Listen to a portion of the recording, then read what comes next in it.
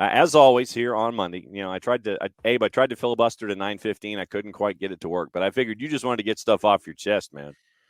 Yeah, I mean, look, I always pop in, just try and kind of catch the vibe and see how people are feeling. A couple days removed from whatever we witness on Saturday or Sunday at the Benz or on the road. And unfortunately, I don't feel like the vibe has changed very much today from how it was Saturday night. No, for those that didn't get the chance to listen to the post-game show after the 3-2 loss with Atlanta and DC United, what was the overall vibe, not just of everyone who was contributing from listenership, viewership, being there in person, but with you and Garrett? What was your initial thoughts? And now that things have gone another 36 hours, what's going through your head? Yeah, I mean, look, it's obviously tough to ignore the winless streak, if you want to call it a losing streak, the disappointment week after week after week. You can't ignore that. But this was a game that felt different from some of the others. I think you could argue in previous matches, Atlanta had opportunities, maybe didn't finish, but you could argue that they did outplay or to an extent play even with their opponents. And on Saturday night, that was just not the case. It was a situation where, despite the fact that you did a couple things that we laid out in the pregame, including getting on the scoreboard first, ultimately it didn't matter because the one thing we also suggested was don't let Christian Benteke beat you. And not only did he beat you once, not only did he beat you twice, but he beat you thrice. And it was a situation where that is the most frustrating to me because you knew going into this match, that was the one thing you couldn't have happen is let this guy get loose in front of net on crosses and corners and aerial duels. And you let it happen to the point where it sent you home once again with 0 points. So this is now a different discussion because in previous weeks, you've at least had some momentum. The result didn't go your way, but there was some positives, not very many positives. And the momentum is going in the wrong direction right now. And look, I know people are going to jump out and say, well, that's why you should fire Pineda. And I understand that. The frustration, the results, they do speak for themselves. Yeah. The only question I ask is, what do you think would be different without him? The players are not out of energy. They are not done playing for this man. That's very clear. Yeah. The tactics are not the issue here in this game. Now, would I maybe have figured out a better way to defend Christian Benteke? And maybe for one moment we can attack some tactics from that perspective. But on the whole, you have players who you are paying an exorbitant amount of money that are not performing. And it's on them. I just refuse to believe that it's a situation where we just wholly blame Pineda for not being able to man mark once you get out onto the field or to beat a guy to a header inside the box or to clear a second ball so that the third ball doesn't come in, whatever the examples are. Yeah. I understand the decisions that have to be made. At some point, you do have to have a discussion about these are the results and you cannot ignore them. But it's also just very difficult to look at them and say a different coach would be doing better with this team right now. So it's kind of this weird scenario where we keep waiting for things to flip in the right direction. And this was quite a step backwards, to be honest. Then you look at the schedule coming up and you're like, all right, well, maybe they can get hot, go on a run. It's like, when? You got a road game at Cincinnati. You got a road game at Nashville. You got Inter Miami coming up, LAFC. Like, the schedule is not conducive to you going on a run. The part of the schedule that was conducive to you going on a run, you just went through without going on that run, right? You talk about Minnesota, Chicago, and then Saturday night as well against DC United. Like, those were the opportunities and you swung and missed. And so it's going to be very difficult without some incredibly unexpected results, in my opinion, to see Pineda coaching at this time next month. When you look back and I guess think about it, I mean, obviously when you and Garrett have the post-game show, it's more of an instantaneous reaction to what happened. When you look at it now, 36 hours past it, or however the hell many hours we're past it now, it seemed like at times you had players, I think, that were trying to create too hard. You might have seen some pressing. It's like, okay, we've got to work that much faster in our brains and with our feet to try to get something happening. You're up a goal, then you're down 2, and then you're back to 2-2, and then it's 3-2, and it just seems like when you're chasing and chasing and chasing, and you've been chasing as much as you have, it looked like there was some pressing that was going on. Yeah, especially after that third goal in the 55th or so minute, it looked like for the last 30 minutes, it was like 30 minutes of stoppage time play. Like that was the style and mindset mentality of Atlanta United. It was like, we got to get this back immediately, as opposed to working your way through some things and developing a couple things. And obviously, you also have a situation where you make a couple substitutions that kind of changes the formation and who's doing what. And then you make some more subs and kind of switch it back a little bit. And so there was a little bit of chaos in the last 35 minutes of that game. But yeah, I agree with you. And it was a moment, and I forgot if it was Jason Longshore or Mike Conley who kind of mentioned it.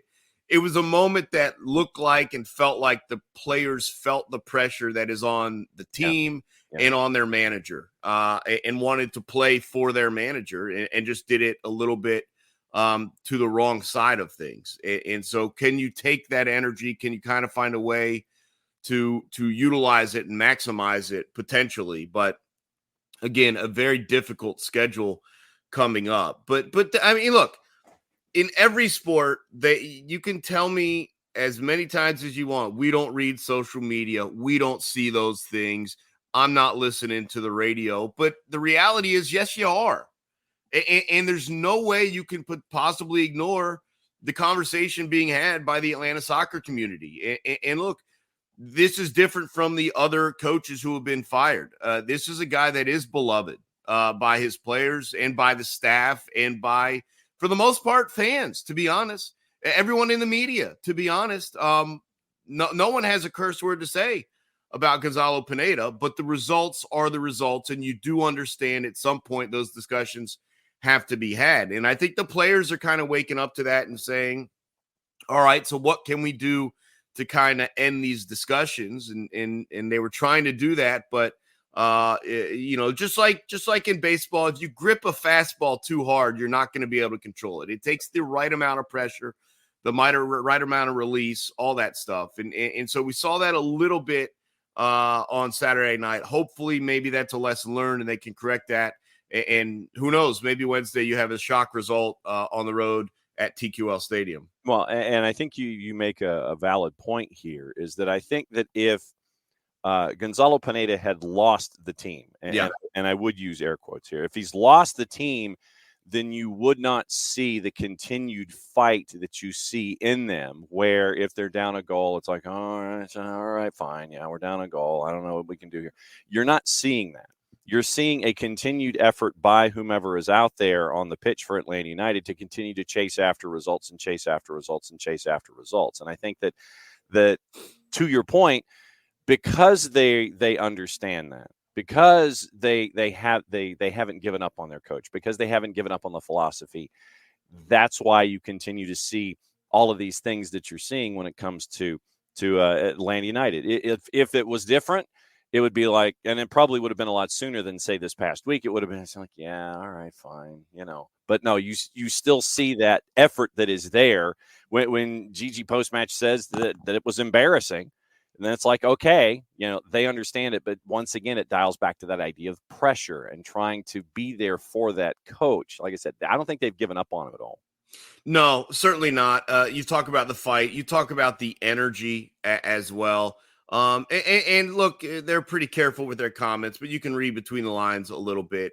They're frustrated as well that performance isn't finding results. And so whether it's an individual performance, individual moments, or just the team overall, they're still doing what he's asking. This is not like a mutiny of any sort. In fact, far from it. I think because of that, Pineda's being given a much longer leash than maybe another guy would have been. I thought there was opportunities. If you want to look at this match Saturday and say, well, look, this is the worst we've looked since the start of this winless streak, you're out of here. They could have done that.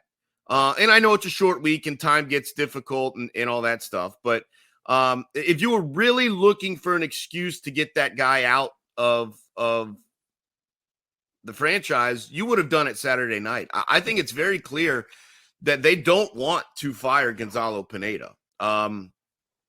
But again, the results at some point may dictate a decision has to be made.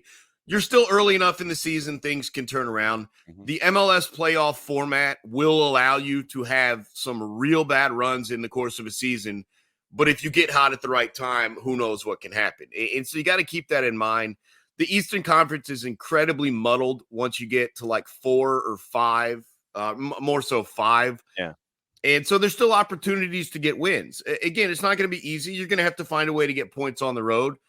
There's no denying that. You might place extra importance now on the U.S. Open because of what ultimately it means if you do win that tournament. And obviously you feel pretty good about who you have and who you're facing with the potential to move in to the quarterfinals, the round of 8 after this one. So there's still a lot of things at play here.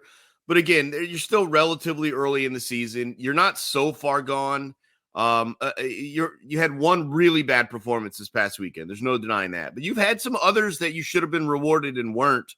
You're still hoping that can turn around, that maybe some performances do see you rewarded potentially as early as Wednesday. But you're going to have to buck a brutal trend, which is road success under Gonzalo Pineda has been few and far between.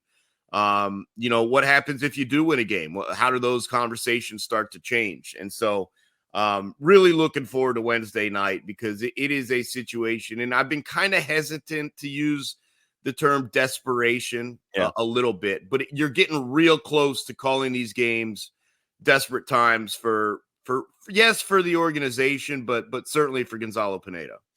You mentioned Cincinnati. Obviously, that's I want to know.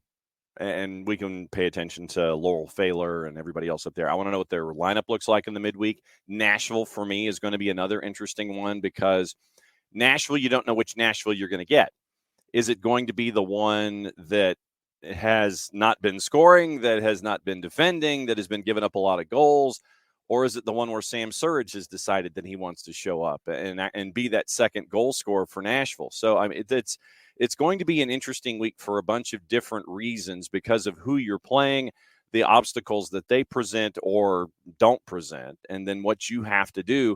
If you have a good week, you can rocket up the standings in a very crowded Eastern Conference. And I think that whenever you want to make up that match that Atlanta has in hand, you have that good week, you can continue to get into that muddled group that we know is going to be there all season long. Yeah, look, the standings are going to play themselves out, and you can move up and down them very quickly, but it's a lot easier to move up it quickly than down it quickly based on how results are coming.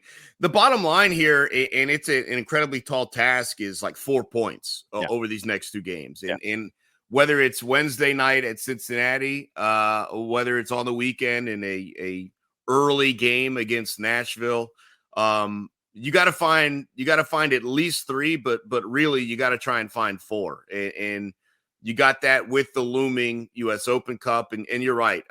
The reserves, the substitution patterns, it's going to be very difficult to predict exactly where they're heading with this because you've got so many different variables than let's just go win the game today. You obviously can't let a win at Cincinnati or a draw at Cincinnati cost you a win or a draw at Nashville. So a lot of different things have to be considered right now. But ultimately, the bottom line is you got to start finding results.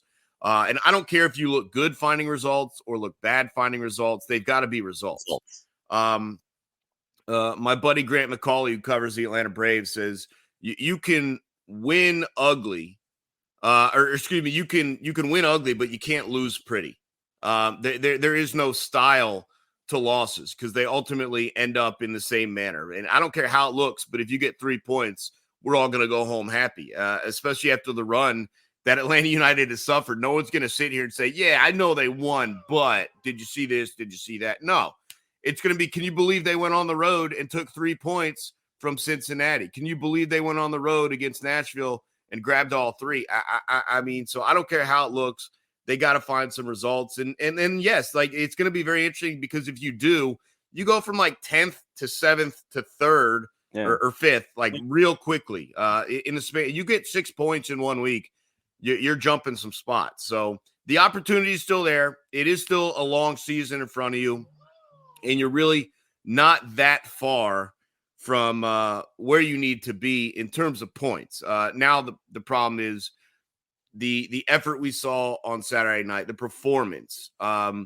Is that the direction the team is moving? Because that was a step back performance-wise. We obviously need to turn that around and move forward in performance. And it'll be interesting to see kind of what corrections get made and stuff like that. And you go back to Saturday night, and that's where some of the situations you've been dealing with really hurt you. Steon Gregerson being out for this game at 6'3", handling Benteke. It's so, despite how well Noah Cobb has played and performed, it can't be understated how you were set up to actually defend him with Gregerson, to having that been removed from taken off the table. And now you're just playing guys back there that you kind of hope can get the job done, but without that confidence, and again, nothing against him or Brahm, it's always an incredibly difficult task, but that's one where you would have wanted 6'3" Steon Gregerson in there. Yeah, you had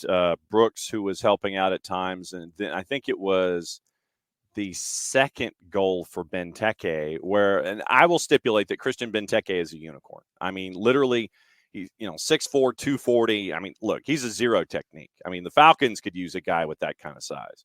And I think it was the second goal where he basically just shot the A gap right between the two of them and ended up getting the position to get that second goal. So dealing with Christian Benteke is something that, to your point, I think that had Steon Gregerson been healthy, you would have had that even joust all the way through the entire time. And then not having Steon there, you have a couple of days to figure out your game plan and make sure that that Benteke, even if he gets that first ball, that he's not able to do something with it once it settles, because we saw that when Benteke would gain possession, he would work it out to either Pereira or Stroud out to his left, attacking right, and then that would create the chances to send it back into Benteke. And so, you have Troy Lesane. We now know what he has firsthand involving Christian Benteke, my friend. Yeah, I'll be honest, and it would have been an incredibly tall task for him as well. I was wondering if they would actually bring in Efrain Morales. Yeah.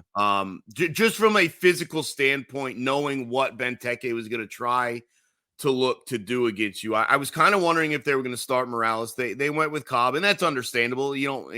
Morales was thrown in there, kind of emergency situation previously, and do you want his first real taste of MLS action against a team you actually believe can beat you, being against Christian Benteke? But from a physical standpoint, I kind of had a wonder, and then ultimately it did cost you. But this was a solid win for DC United, and I mean that guy in the middle, he knows how to beat you, and it's not just one way. And what I mean by that is he can hold up play, he can deliver the outlet, and then find his spot where he needs to be. And as we saw, he doesn't miss many headers when he's inside the 6. Yeah. If he's close enough to put it on frame, he's probably close enough to put it past your keeper, and he certainly did that. Unfortunately for Atlanta United 3 times, but gonna be fun watching some DC United games just to see what Benteke is doing as this season continues on. And I know that we're pushing 9:30, which means that you have to take someone OUT, because I don't want to get to 9:30 and have the alarm sounding that you. Well, she's laying on the bed right now, but that can change very quickly. So we went out earlier. It's a little wet, a little rainy. So and that's what I was thinking about, also making sure that the egress happened before the weather happened, and so that way everything is all in its one spot. She's a little wet, but I think we'll be all right. But no, Chipper's laying on the bed, a little happy little husky. So there's no such thing as a little husky, sir. I don't think that that's ever the case. She's 48 pounds. She's mid size. Okay. All right. Mid range. Okay. So what's going on with you in 92.9?